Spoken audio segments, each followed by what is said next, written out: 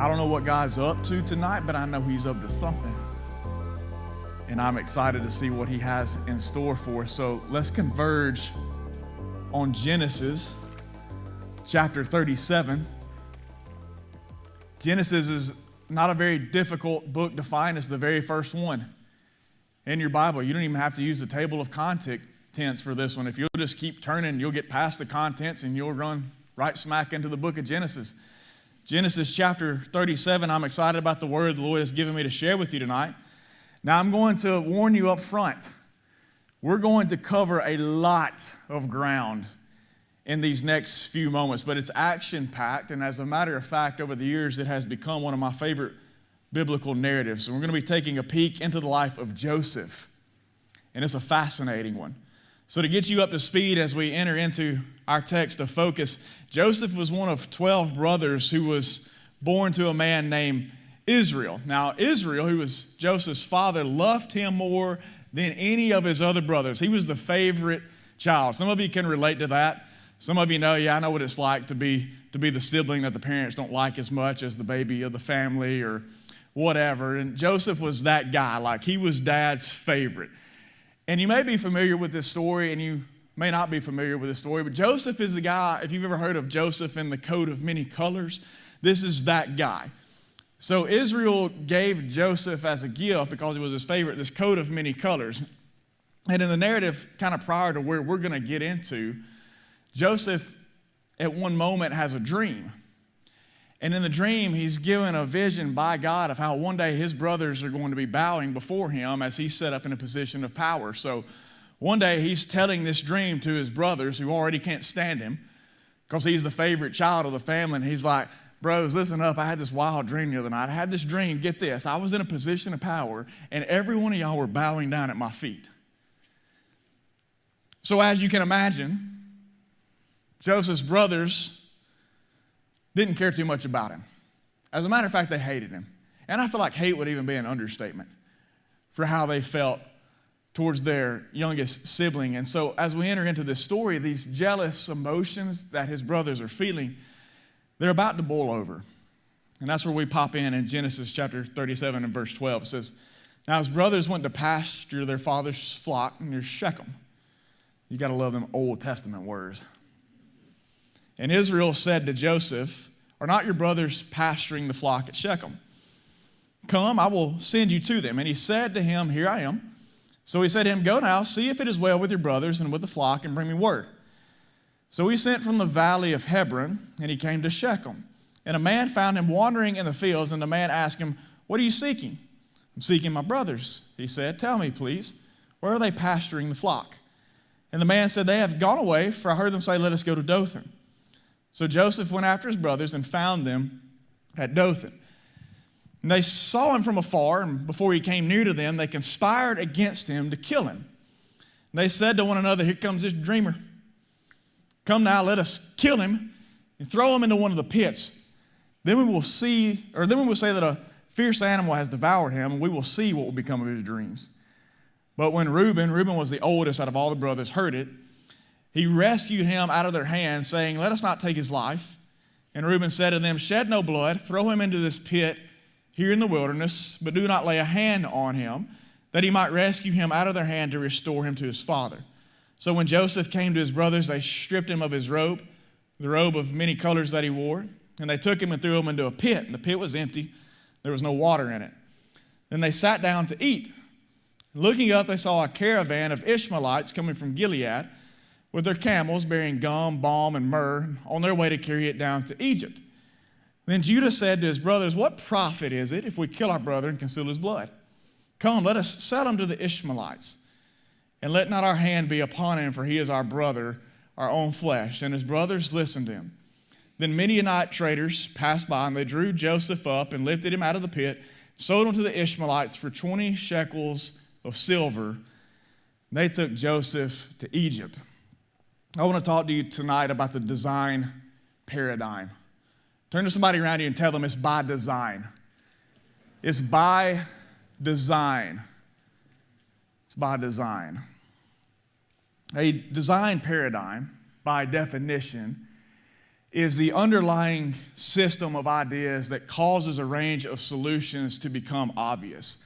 In other words, it takes a problem or it takes an equation and it passes it through its parameters to find an answer. In the world of algorithms, we have algorithmic design paradigms. Basically, they are different classifications of algorithms that get used. One of those specifically is called a greedy algorithm. This particular class of algorithm is designed to find the optimal choice for that instant moment that it's in. It never takes into consideration future outcomes or problems or parameters. It just renders the right now, quick and easy fix answer. This paradigm class is the majority of what is used with social media. It's designed to give you the quick, most optimal choice or recommendation or suggestion that it thinks will satisfy you for the here and now moment. But in essence, what I want to help you see in this is that God has a design paradigm in place. It's His underlying system that we call sovereignty that considers all of life and produces answers for it. And we don't always see it's working. Sometimes it's hidden from plain sight, but it's there nonetheless. And so Joseph has been jumped by his brothers. They take his favorite coat, they toss him in a pit, and they sit down and they eat their lunch in front of him. As if it's not bad enough, they throw their own brother in this pit, which fortunately for him was what they decided to do. They were conspiring to kill him. Now I know some of us, how many of you have siblings here? How many of you ever threatened to kill your sibling? How many of you were actually serious? Don't raise your hand. Most of us have siblings that we squabble with from time to time. And in the heated moment, we might actually think, I'm going to kill you. I can't stand you. Get out of my room. Don't come in here one more time. And so this is more than just like a family squabble. I mean, they were conspiring to legitimately kill Joseph. That's how bad they hated him. But instead they decided to throw him in a pit, and they sit down and they're like eating their bologna sandwiches in front of him. They're probably like peeling the crust off, throwing it in there. Hey, dreamer, how about some crust? Because nobody likes the crust. Come on, if you like the crust in here tonight, talk to me afterwards. We got bigger issues to deal with in your life than what you realize they got going on. So they're eating their lunch in front of them. They got him tossed in this pit, and they look up and they see this group of Ishmaelites coming towards them, and they hatch this idea, hey, let's sell him into slavery. Why kill him when maybe we can get a couple of nickels for the guy? It's better than nothing. That way we don't have to deal with his blood being on our hands. We can come up with this story. We can take that stupid coat Dad gave him. We can dip it in blood, and we can tear it, and we can take it back home and be like, look, man, hey, obviously you sent Joseph to him, and he ran into a bear or a lion or something. He's done. There was nothing left. Whatever it was, ate him, bone and all. And so as these traders pass by, they pull him up out of the pit, and they sell him for a few coins, and off to Egypt Joseph is taken. And from there, the plot begins to thicken even more. So we got to go over to Genesis 39. Genesis 39 and verse 1, it says, now Joseph had been brought down to Egypt. So the traders have taken him down to Egypt. And Potiphar, an officer of Pharaoh, the captain of the guard, an Egyptian, had bought him from the Ishmaelites who had brought him down there. And the Lord was with Joseph, and he became a successful man, and he was in the house of his Egyptian master. And his master saw that the Lord was with him, and that the Lord caused all that he did to succeed in his hands. So Joseph found favor in his sight and attended him, and he made him overseer of his house and put him in charge of all that he had. From the time that he had made him overseer in his house and over all that he had, the Lord blessed the Egyptian's house for Joseph's sake. The blessing of the Lord was on all that he had, in house and field. So he left all that he had in Joseph's charge, and because of him, he had no concern about anything, even the food that he ate. Now, Joseph was handsome in form and appearance. So Joseph was a good-looking cat. And after a time, his master's wife cast her eyes on Joseph and said, lie with me. But he refused and said to his master's wife, behold, because of me, my master has no concern about anything in the house, and he has put everything that he has in my charge. He is not greater in this house than I am, nor has he kept back anything from me except you, because you are his wife.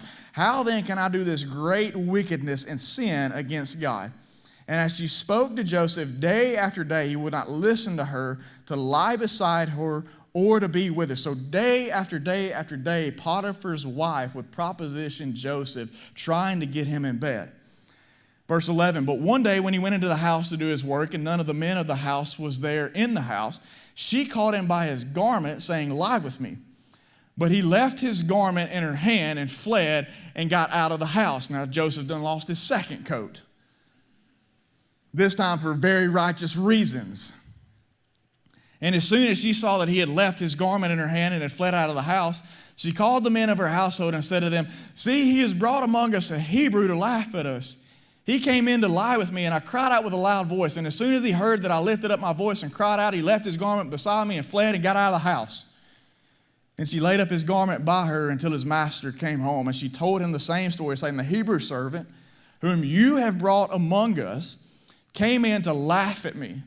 But as soon as I lifted up my voice and cried, he left his garment beside me and fled out of the house. You see what she's doing? She's accusing him of trying to rape her. As soon as his master heard the words that his wife spoke to him, this is the way your servant treated me, his anger was kindled. And Joseph's master took him and put him into the prison, the place where the king's prisoners were confined, and he was there in prison. But the Lord was with Joseph and showed him steadfast love and gave him favor in the sight of the keeper of the prison. And the keeper of the prison put Joseph in charge of all the prisoners who were in the prison. Whatever was done there, he was the one who did it. The keeper of the prison paid no attention to anything that was in Joseph's charge because the Lord was with him, and whatever he did, the Lord made it to succeed. So here's the first thing you need to know in this paradigm is that stuff happens. Stuff happens. Just to recap real quick, Joseph, at no fault of his own, is hated by his brothers. He's thrown into a pit. He was then sold into slavery, bought by this man named Potiphar, taken to Egypt, falsely accused by this man's wife of trying to sexually assault her, and then thrown unjustly into prison. Now, Joseph was a righteous man. Joseph loved the Lord. Joseph walked obediently to his commands, and yet look at all the stuff he's having to endure and experience at the hands of unrighteous people. Doesn't seem like a fair shake for Joseph. But we can't overlook that even in the midst of what he's going through, God has never left him. Even in the midst of him being sold into slavery, when he ended up at Potiphar's house, it says the Lord was with Joseph and caused everything that he did to succeed. Even when he was falsely accused and thrown unjustly into prison, the prison guard saw that the Lord was with Joseph, and even then, God caused him to find success in a prison. Now, who would have thought success could have ever been equated with shackles? And yet the Lord's blessing still rested upon Joseph. So even though he's going through some bad things, we can't overlook the fact that he has still been blessed along the way. Listen, one of the things you can be assured of in this life is that stuff happens. By design, God will allow us to face all kinds of situations and circumstances. Good, bad, ugly, beautiful, joyful, sorrowful, healing, painful. You may get a job, you may lose a job. You may have great health, you might get a diagnosis. You may experience success or you may taste failure.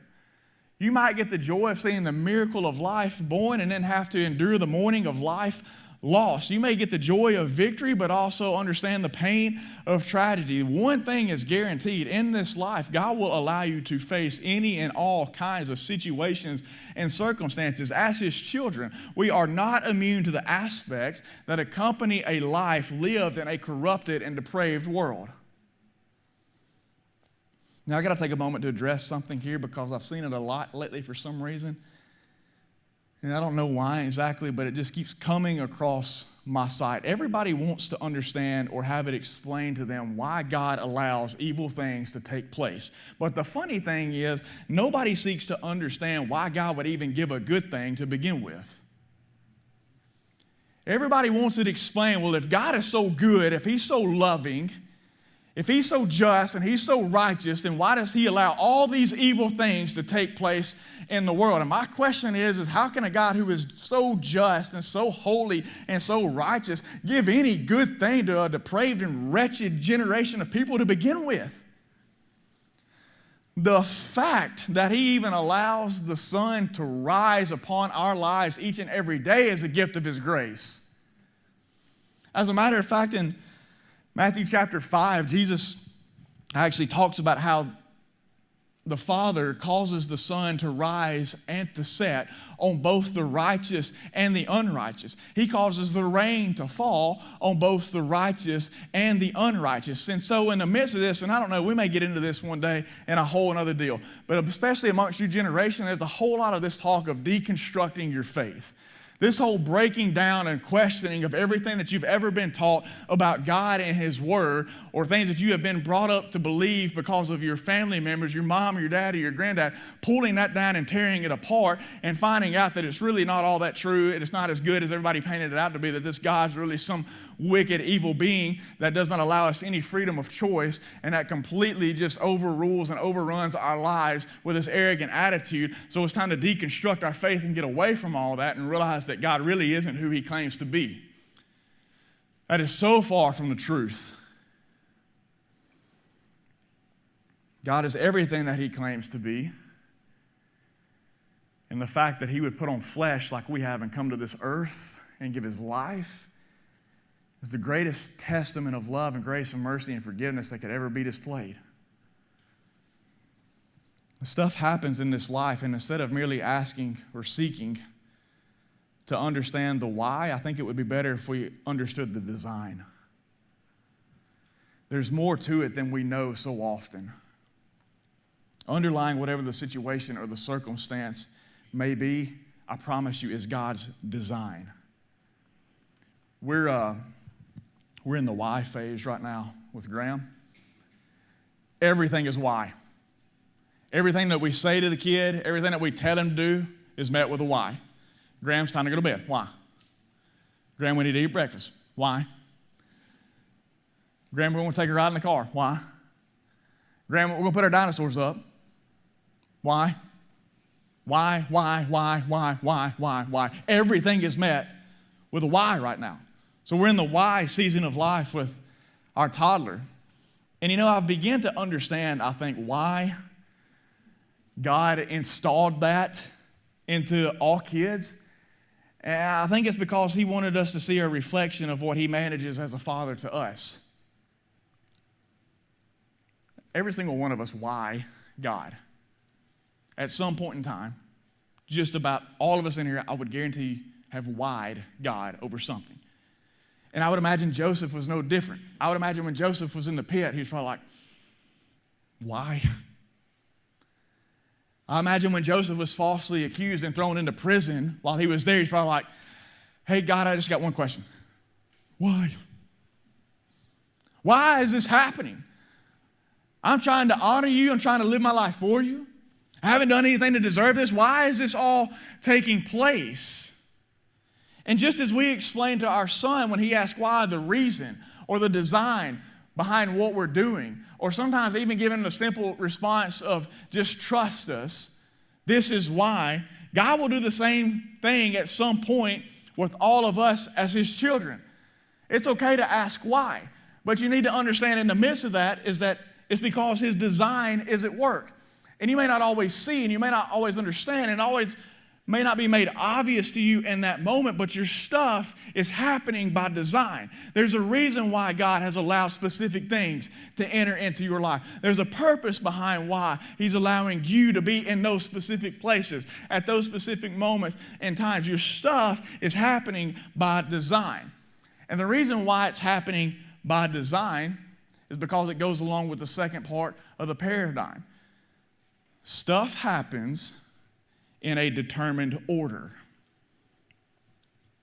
With a God who is sovereign over all things, nothing happens at random or out of order.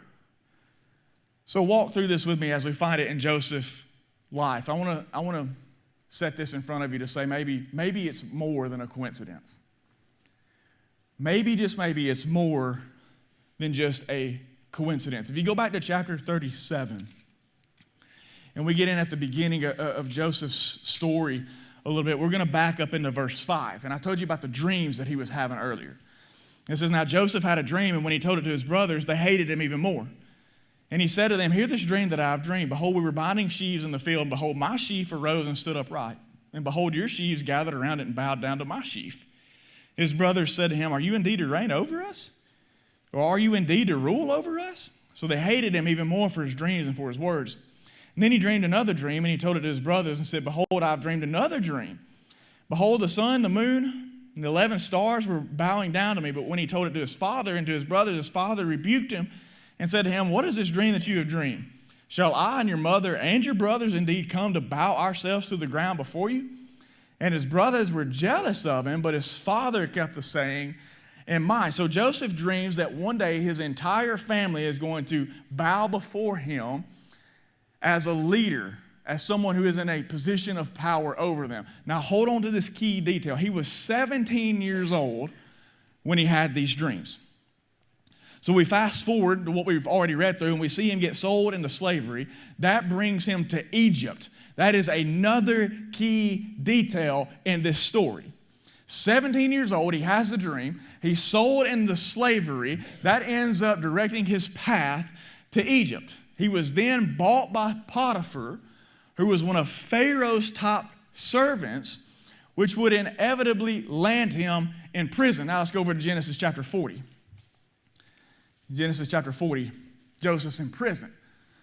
So let's take a peek into the prison. It says, sometime after this, the cupbearer of the king of Egypt and his baker committed an offense against their lord, the king of Egypt. And Pharaoh was angry with his two officers, the chief cupbearer and the chief baker, and he put them in custody in the house of the captain of the guard, in the prison where Joseph was confined. Now the captain of the guard appointed Joseph to be with them, and he attended them. And they continued for some time in custody. And on one night, they both dreamed. The cupbearer and the baker of the king of Egypt, who were confined in the prison. Each his own dream, and each dream with its own interpretation. And when Joseph came to them in the morning, he saw that they were troubled. So he asked Pharaoh's officers who were with him in custody in his master's house, why are your faces downcast today? I mean, they probably like, we're in prison, dude. Is it like a common thing to be smiling up in the joint? But anyway, they answered. They said to him, we've had dreams. There's no one to interpret them. And Joseph said to them, do not interpretations belong to God? Please tell them to me. So the chief cupbearer told his dream to Joseph, and he said to him, in my dream there was a vine before me. And on the vine there were 3 branches. As soon as it budded, its blossoms shot forth, and the clusters ripened into grapes. Pharaoh's cup was in my hand, and I took the grapes and pressed them into Pharaoh's cup and placed the cup in Pharaoh's hand. Then Joseph said to him, this is its interpretation. The 3 branches are 3 days. In 3 days, Pharaoh will lift up your head and restore you to your office, and you shall place Pharaoh's cup in his hand as formerly when you were his cupbearer. Only remember me when it is well with you, and please do me the kindness to mention me to Pharaoh, and so get me out of this house. For I was indeed stolen out of the land of the Hebrews, and here also I have done nothing that they should put me into the pit. When the chief baker saw that the interpretation was favorable, he said to Joseph, I also had a dream. There were 3 cake baskets on my head, and in the uppermost basket there were all sorts of baked food for Pharaoh, but the birds were eating it out of the basket on my head. He's thinking, man, if things worked out that good for the cupbearer, I got to get some good news out of my dream too, right? And Joseph answered and said, this is its interpretation. The 3 baskets are 3 days. He's thinking, so good so far. In 3 days, Pharaoh will lift up your head from you and hang you on a tree, and the birds will eat the flesh from you. Didn't work out too good for the baker.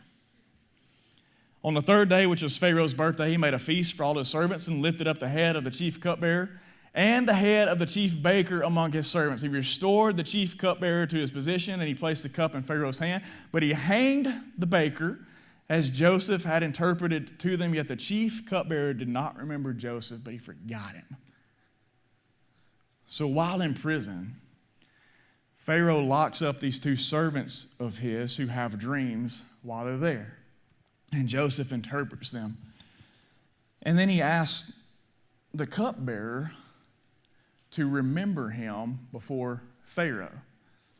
Now, sometimes there's little funny nuances and details in Scripture that I think we look over sometimes. Is the fact that Joseph asked the cupbearer to remember him before Pharaoh and not the baker.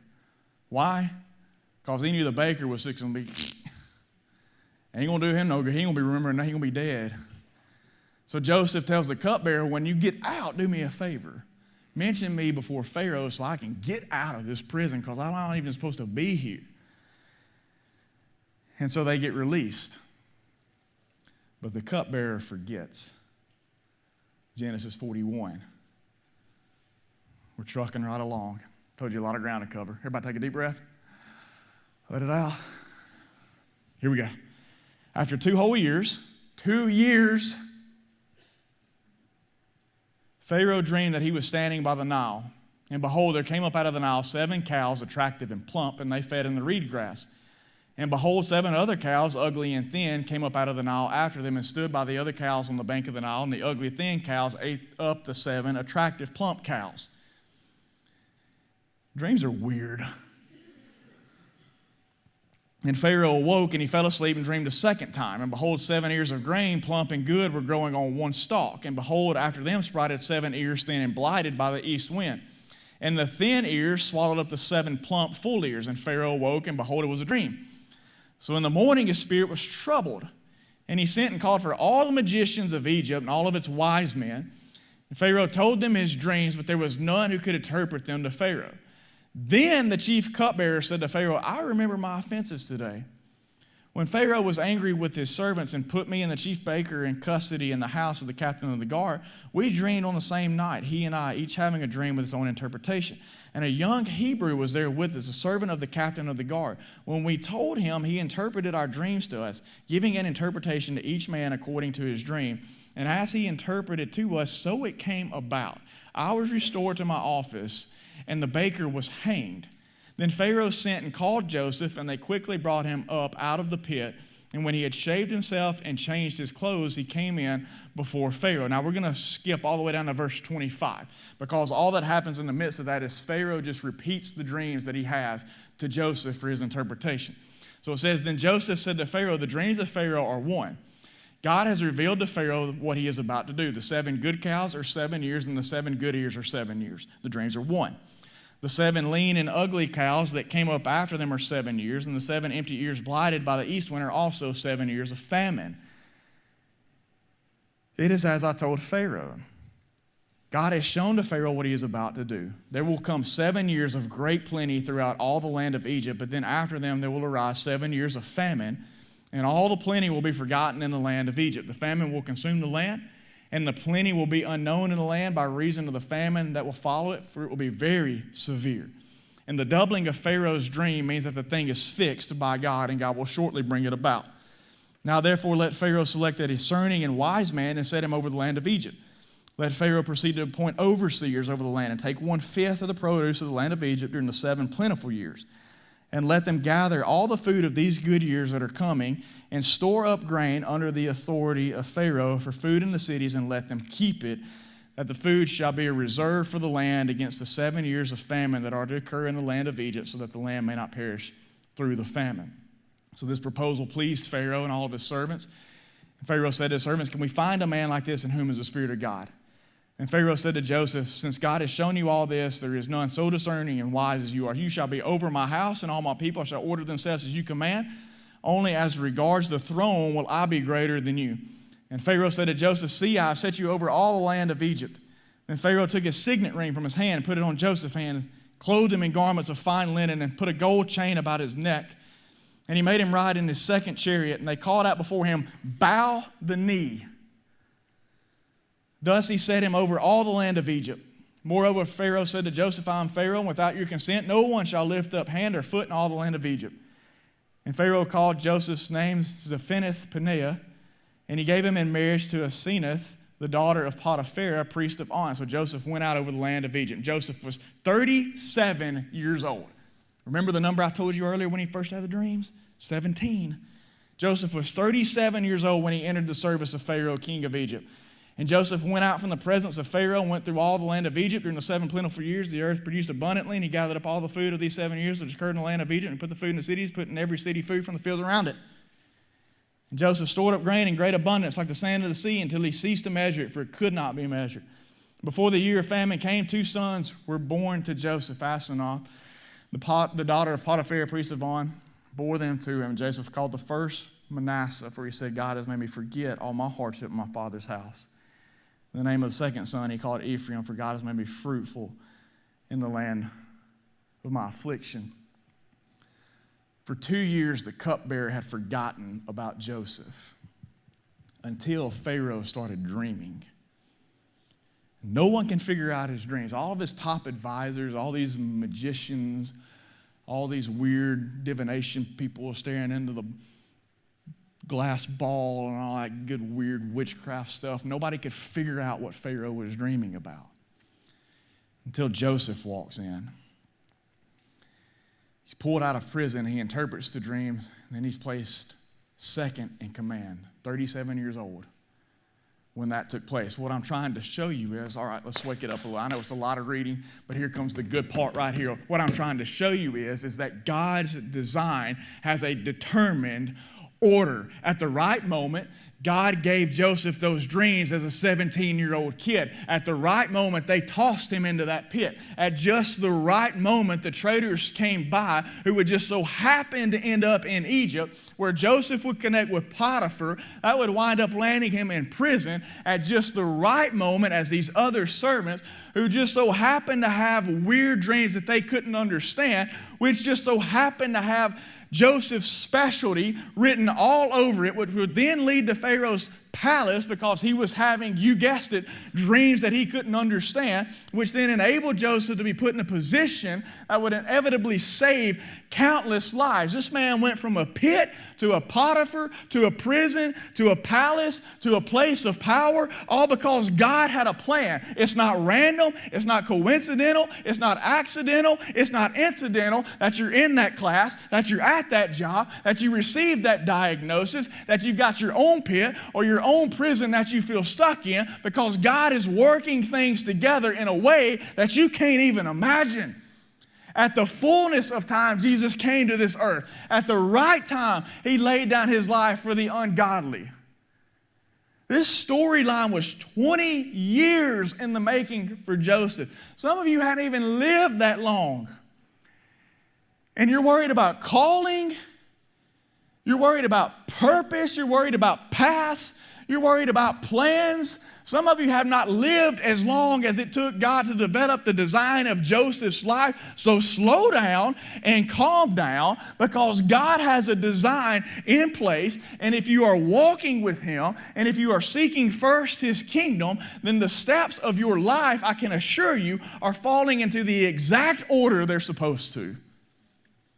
God has a determined order with the stuff that happens in your life. Why? Because he's going to use that to produce a rendered outcome. It's the last thing I want to show you. None of this could have possibly been perceived at the time Joseph was going through his trials, but God's design was at work. There is a reason behind all that he does and allows. The entire time, God was positioning Joseph to help produce an outcome. And eventually it all came together where Joseph could see the big picture. And he realized before his brothers, who show up a few chapters later, because there's famine in the land, and they're searching for food. And they're trying to figure out, what in the world are we going to do now, because we're in trouble. And we don't know what to do, and we don't know where to go. And in Genesis chapter 45 and verse 4, after his brothers have shown up and they haven't recognized who Joseph is, he breaks down and begins to have just a moment of emotional unburdening before his brothers, recalling all that they had done to him, all the ways in which they had treated him. Having those memories brought back up when his brothers showed up, having those memories pop back up of how they had treated him, of how they had thrown him in that pit, of how they had conspired to kill him, of how they had sold him into slavery for 20 shekels of silver and then lied to his father about what had actually taken place in his life. All those things begin to flood back into Joseph's life. And you would think, man, if somebody had treated you in such a way, then when you had the opportunity to exact your revenge upon them, you would take advantage of it just like that. Joseph is in a primary position to do one of two things: either extend wrath or grace. Sounds like a familiar storyline with God dealing with a rebellious people. And an opportunity arises where either he could extend wrath for their sin or grace. Look at what Joseph does in verse 4. He says, "So Joseph said to his brothers, 'Come near to me, please.' And they came near, and he said, 'I'm your brother Joseph, whom you sold into Egypt. And now do not be distressed or angry with yourselves because you sold me here, for God sent me before you to preserve life.'" And he tells them, "Go back home and get Dad and Mom and bring them with you, because God has put me in this position to preserve life." As his brothers stood before him, Joseph came to the realization that you didn't sell me here. God sent me here to preserve life, to extend grace to people that don't deserve it. God has a design for good, and it's to preserve life. I'm sure that Joseph would have loved a different path to get to that point, one without pits, one without false accusations, one without family drama and prisons, but God's ways are not our ways. There's a reason behind why he does what he does, and God has a design for good.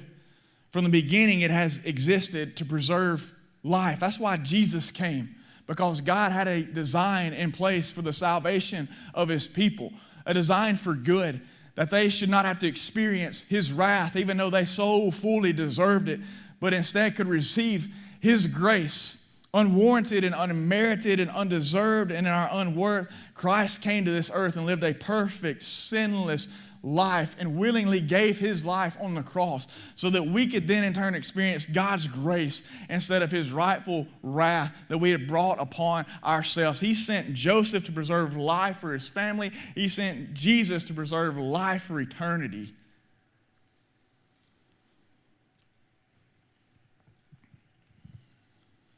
Let's do it.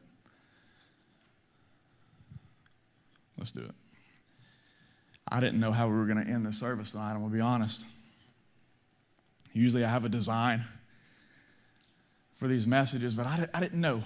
I didn't plan on having a response time tonight. I planned on us doing our groups. But I don't know, around mid-afternoon today, something struck me, and I was like, I don't know, Lord, should we take a different route?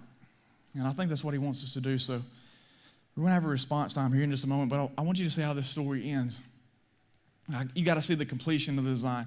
In Genesis chapter 50, at the very end, Joseph's father dies, and his brothers are concerned. They're like, "Oh, Dad's dead.